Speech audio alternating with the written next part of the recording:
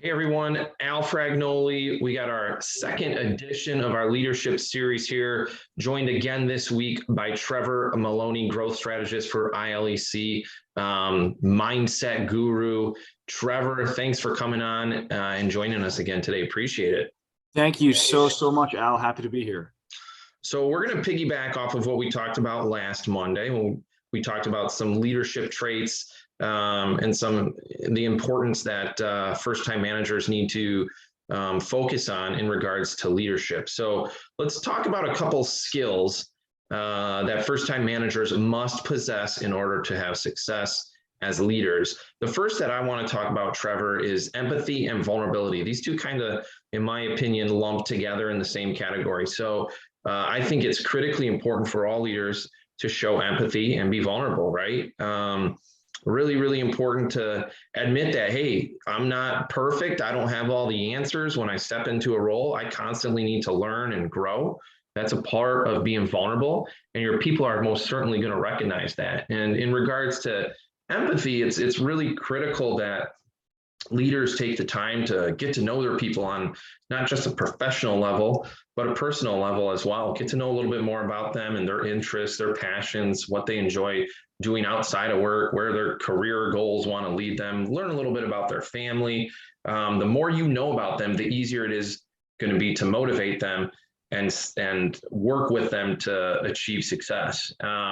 There's a difference between the manager that says, hey, Trevor, you didn't hit your goals this month. That can't happen again. You must hit goals next month, rather than the manager that has a good understanding of empathy and says, Trevor, the last 4 months, you've crushed your goals. This past month, you didn't perform up to the standard that you normally do. I'm concerned about you. Is everything okay? You're more inclined, Trevor, to open up when a manager comes to you like that, right? And you feel safe. You feel like you're in a good work environment because your boss cares about you as a person before your what you're producing in work. So empathy, vulnerability, absolute musts for first-time managers to achieve success. Trevor, your thoughts? Yeah, I think what you said is so powerful, because once you're able to establish empathy and vulnerability amongst your team, what does that do, right? Well, first of all, it builds trust. And you mentioned a very important word, motivation. So once you build trust within your team, now you can deploy what I would consider another critical component of great leadership very quickly when you get promoted to a new role. Is, again, after you've built that trust within your team, you can then apply assertive communication and inspiration. And when you mention motivation, right, without trust, you can't really hold anyone accountable to their goals and what they're looking to accomplish.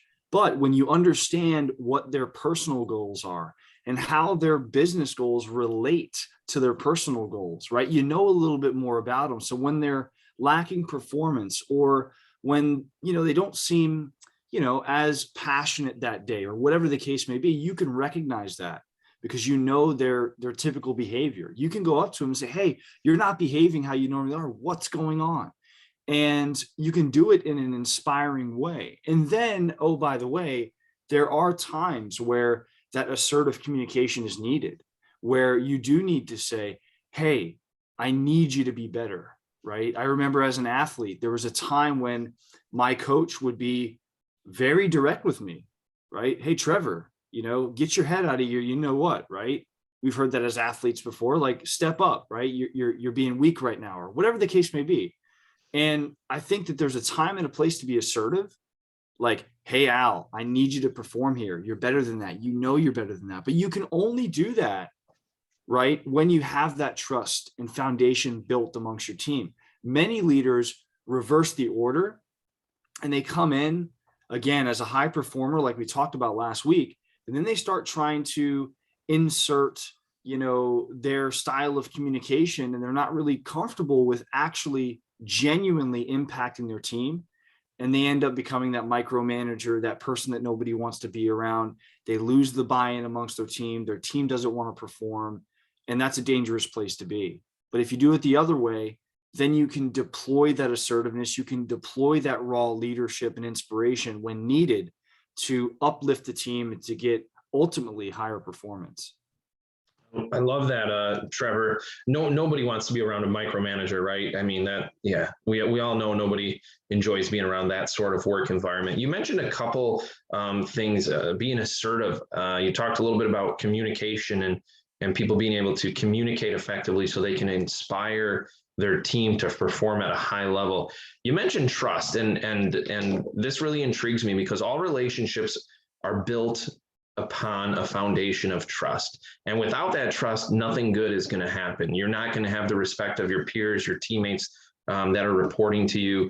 It's going to take even longer for them to understand you as a leader and want to work for you, right? So as soon as people trust their leader, their direct boss, and upper management as a whole, they're more likely to perform at a high level, and the company is going to be successful.